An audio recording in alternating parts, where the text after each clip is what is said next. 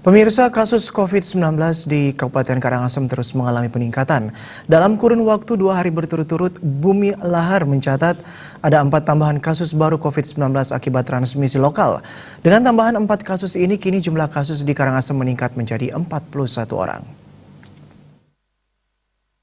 Koordinator Bidang Kesehatan Gugus Tugas Percepatan Penanganan COVID-19 Kabupaten Karangasem, Igusti Bagus Putra Pertama mengungkapkan, selama 2 hari terus ada penambahan kasus COVID-19.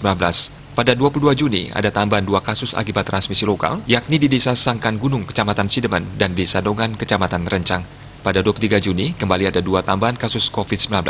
Kasus juga akibat transmisi lokal dari Desa Datah, Kecamatan Abang, dan Desa Pertiba, Kecamatan Karangasem. Pertama menambahkan, pihaknya telah melakukan tracing terhadap orang yang sempat kontak erat oleh pasien yang positif COVID-19.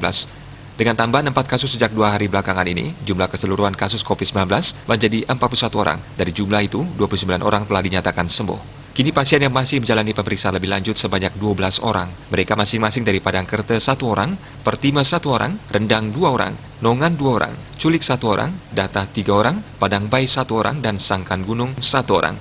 Pertama juga mewanti-wanti kepada seluruh masyarakat supaya lebih disiplin dalam menjaga kesehatan untuk mencegah terjadinya penambahan kasus positif COVID-19. Eka Prananda, Bali Pos melaporkan.